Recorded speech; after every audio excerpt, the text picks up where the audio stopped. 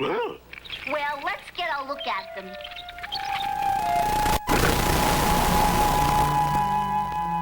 Hold it. All right, so when they're gone, just Okay. yeah, you can get if you can slide a little closer. All right. You that'll roll your arm a little bit. Yeah. In the press sheet, it said that Marilyn Manson is a reaction or a statement of society's fascination with trash culture through TV and fascination with tabloid junk culture, such as mass murderers. So, you must be having a field day with the whole O.J. Simpson fiasco. I got bored with it right off the bat. It seemed like something that they just wrote for television. It was kind of like a really bad episode of Rockford Files or something. I thought it was interesting that he had started out as a movie star and may now be elevated to a greater celebrity status due to a murder that he could be involved in, which is an ironic twist to the traditional people becoming celebrities because of being mass murderers. So in that sense, I found it fascinating. Do you think he's guilty at all, or do you care? I hope so, you know. If he's gone through all this trouble, he better at least have had fun killing that girl. Yeah. Do you guys see possibly a name change, somebody in the band to like maybe like a Sinead O. Simpson? No, I got it. Okay. Okay, well, this world's fascination with tabloid culture, do you think we're a world of simpletons, or do you think that there's just a really bored faction of people out there who are boring, and this is their life, such as like all these hard copy shows and the OJ trial? I think it's both. I think the world's full of idiots. A lot of people want to be told what they should do. A lot of people don't want to take the burden of responsibility to be an individual and think for themselves. And a lot of people live such boring lives that they want to attach themselves to somebody else's stress, and they thrive off of that. And people thrive off their own fear, and people are so afraid of death that they want to get closer to it by tuning in to the Simpson trials, or stopping at a car crash, or listening to things like Marilyn Manson in hopes that they can find a little more gore. But for me, through all of this, it helps me appreciate life more. I'm not on a death trip, and I don't live a miserable life. By looking at these things, it helps me justify life more. So that's what I get out of it. Okay. I'm sure you guys get this asked a lot, so sorry about this being generic. 14-year-old girls. No, tell me about 14-year-old girls. Statute of limitations will prohibit us from commenting on that. Oh, okay. I was just going to, how did you guys cross paths with Trent Reznor? Well, there's two stories. I met him 5 years ago when he started Nothing Records. We were one of the first bands that he wanted to work with because I had given him tapes along the way. The other story that people will believe is that we all sucked his dick to get the deal, but you pick whichever one you want. They both. And if you did, so what? You got the deal, right? Sure. Well, going out on tour with Nine Inch Nails, how has it been different with your own headlining tour as opposed to going out with them? A lot of people showing up to the shows. Yeah, the basic difference would be that it's our show, so we can do what we want now, and that people are coming to see us, so we're not playing for someone else's fans. But people treated us real well on the Nine Inch Nails tour, and people are treating us real well on this tour. This tour is a lot more violent. There's a lot more people getting hurt, a lot more things being broken. So in that sense, I think we're enjoying this better. With the violence and people, do you find that a lot of religious groups in the towns you play in are having a problem with the name of the band and some of the names of you guys? Have you run into opposition? Yeah, when the religious groups find out, who I am and the people that I'm affiliated with, sometimes they get bent out of shape. We had some people in Texas standing outside of our bus trying to hold Bibles up to the window, but you know, they expect us to be a certain way, which, you know, we might not really, but in order to further them into their insanity, we feed into their fire. So we opened up the curtain and started masturbating him and wrote "Burn Jesus" on his chest, and they laid down on the ground and started having like a seizure. And I enjoyed watching that. But well, in Jacksonville, Florida, I just got arrested, I guess right before New Year's Eve, for obscenity, and the Christian Coalition had been picketing us there and those types of things. So they had pressured the club to have me arrested. What did you do that got you arrested? I don't really think that I did too much that was obscene. It wasn't anything more than I would always do. I just basically, when I get up on stage, I do whatever I feel like doing. And that night, I didn't think that I had broken any laws, but it involved nudity, so they had some strict laws about nudity. Yeah, Florida's pretty backward. I mean, bands like Two Live Crew can get arrested just for rapping their album. Right. Yeah. Two Live Crew should have just been arrested for being such a poor band. I agree. They were very shitty. Yeah. Well, freedom of expression. You know, if people don't like it, they don't have to watch it. Well, do you expect or want people to take your image seriously, or is it meant to just shock and outrage? I don't know. This is the way we look. You know, we can't change that. This is the, you know, we get up every day and we look this way. With anything that we do, shock value is only the vehicle through which we try and deliver our music and our message. Shock value is never really the point. The only thing that I try and do is encourage people to think a little bit, to you know, maybe be an individual. I can't tell anybody any type of truth, because truth is something you got to find for yourself. So the most I can do is encourage people to want to find whatever truth that they might have. You know, that's about all I can do. Okay. What's your? You guys have 2 videos out. What's your opinion of music video? I really like videos. Sometimes I like videos better than the actual song by itself, because I've often been fooled on MTV where I will watch a video and I'll think the song is really great, and it's because of the images, Right. and then I'll listen to it and I won't like the song as much. So I think now, in an age where we've grown up with all of this television, visuals are very important to us, and that's why we're a very visual band anyways, because I think that it just goes hand in hand. At least for me, that's what I enjoy. As far as MTV goes, I don't really care to cater to them. You know, we've made some videos. If our fans can't see them now, they'll be available to them later when we release a home video. But I think MTV now is just someone playing God for a bunch of idiot worshipers who don't know what they want to believe in, and it tells them what to believe in. And then you've got a whole America of people listening to it. And then, you know, so I try not to watch it as much as possible, because next thing I'll know, I'll have a Boys to Men poster hanging on my wall. Yeah. That would be wrong.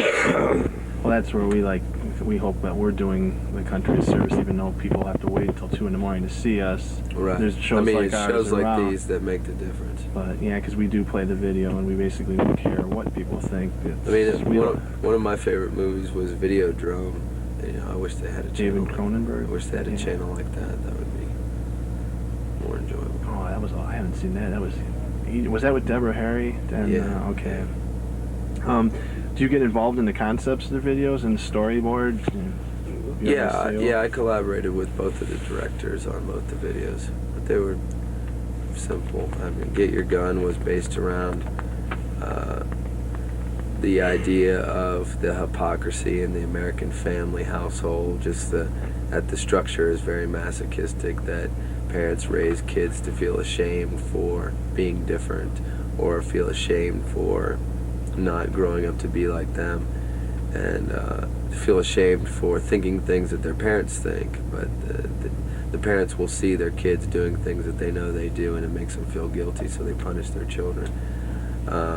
Originally, the video, what I would have liked to have shot, but we didn't do it, was I wanted to show us pulling up in a van to one of those pro-life protests and gunning down a bunch of pro-lifers with shotguns. I thought that would have been pretty exciting, but that would have gone over real well in this town. This is like Milwaukee. There's an abortion clinic right next door, right door, yeah. And this town is like the mecca of America for all the pro-lifers. I mean, they just go crazy here. The problem in America is everybody's so concerned. It's like Coke and Pepsi, that they only want to choose between pro-choice and pro-life, but that's not. Nobody wants to fix the.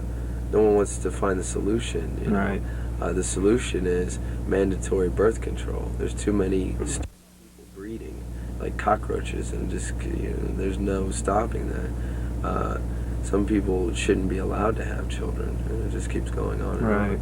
More people should be killed. They shouldn't worry about killing the infants. They should kill the parents. There should be you should be allowed to perform post-fetal abortions via shotgun to stupid people on the streets on a daily basis. But who would judge? How would that person be It should deemed just stupid? be a free-for-all. They should hand out shotguns. They should let us do whatever drugs we want. Whoever wants to live will live, and whoever doesn't won't. It'll be social Darwinism at its greatest. Wouldn't you worry that maybe some, say, Christian, or like the people that you ran into in Florida, would just take a look at you and do that to you, Yeah, and they deem would you? probably, yeah. But at least it would be more exciting than all this bullshit that we're dealing with now. You know, I think we'd just get it over with and have an end to it.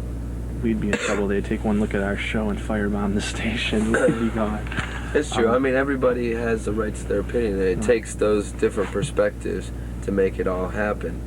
If it weren't for conservative morality, something like Marilyn Manson maybe wouldn't exist. And if it weren't for things like us, they wouldn't have anything to point the finger at, and they'd be out of business. They couldn't say, "Oh, the devil's here and he's doing this, and so give us your money." They'd be out of business if there was no devil to point the finger at.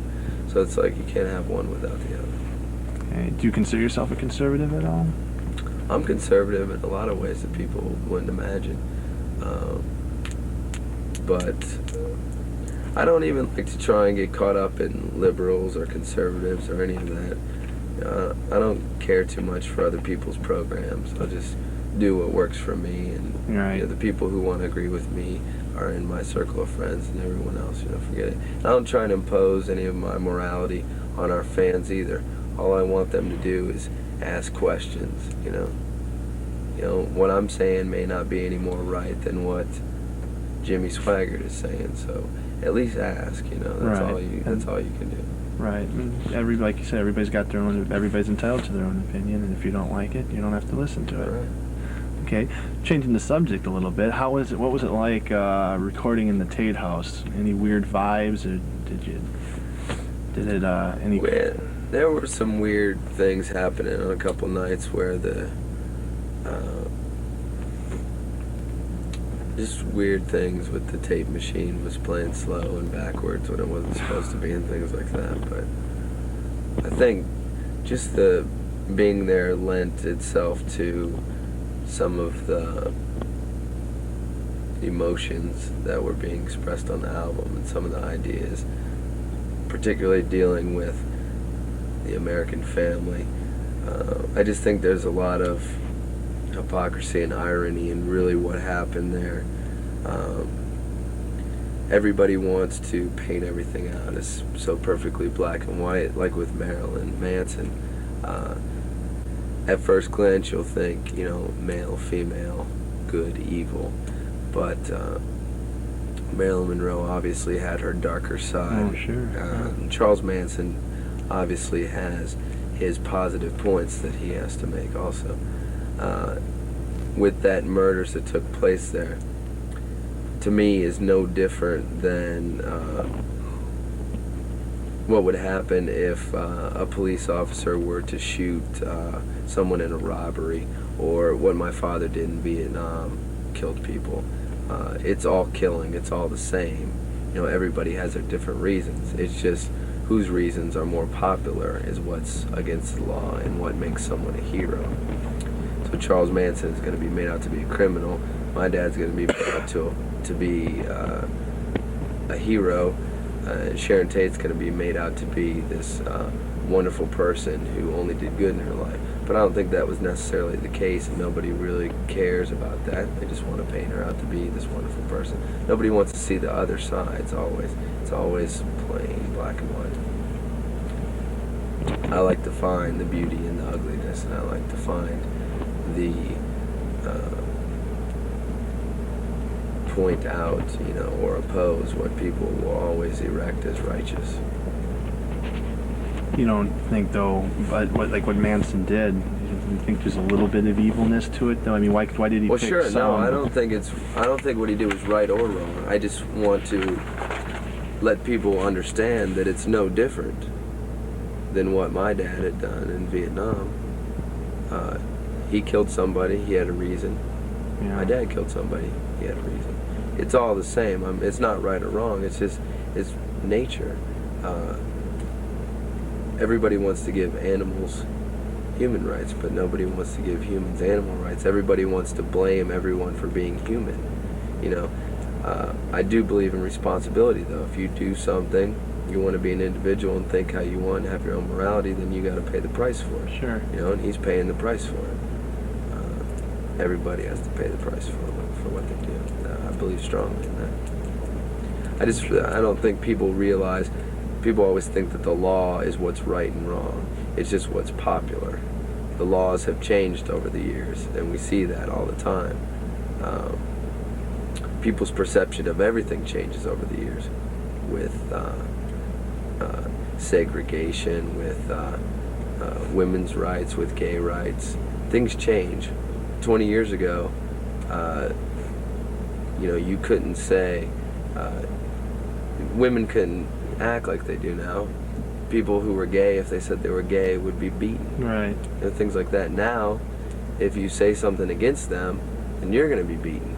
So things switch around. It's very bizarre, but people just need to realize it's popular. It's what's popular. It's not necessarily what's right and what's wrong. Right, exactly. In some cases, it's almost trendy. Yeah, like you just have to deal with correctness. it, Everything's a lie, and everything I say is a lie, and nobody can say anything that's true. You just figure out which lie works for you, and you deal with it. Because there's going to be another lie the next day. That's all. Okay. And one last question, a little bit different than all the other one. Once you guys get back into the club, who do you find worse, pop icons such as Madonna, Prince, Michael Bolton, or the current crop of so-called sugary-coated alternative music bands who basically say that conformity is cool, don't be original, or the said mass murderer who occasionally flips out and takes a few people with him or her? I think is worse. Whichever one is most dishonest. I think if someone freaks out and they kill somebody in a McDonald's, I think that's pure and honest. May not be right or wrong. You got your politically correct band who is on MTV and is, doing their benefits for this or associated with this because they want to look good and they want to put on the good guy badge and be everyone's hero. And they don't believe in it. That to me is wrong. Right. It's just however you want to look at it. I don't try and judge either one. I wouldn't deal with either one of them, actually. Okay. Oh, and any closing comments you might want to say for the viewers out in Noiseland? No, if anybody has ambrosia chocolate, send it to me. Okay. All right. Well, thanks a lot. I really appreciate the interview. All right. Sorry if some of the questions were a little stupid. I mean, we were kind of like a last minute. Stupid questions. That's one of my favorite things. Okay. Will that be Weather Bureau coming up! Could I mess up the 6 o'clock news with this little dog? And now stand back, everybody. Look out, Mr. Big. Hold on to your hats. This trick can get pretty messy. I am going to conjure up a slew of weather that will have those poor bedraggled hats begging me to bail them out. And now, the great Hoodoo will perform a feat of prestidigitation that is unmatched in the annals of magicdom today. No, Ronji, don't! No, get away from that snow drawer, you dumb bunny! You touched it! Zippity-doo. Oh, you have betrayed your master, Genie. Oh, the end has come for both you and the spy. Prepare to meet your doom. Help!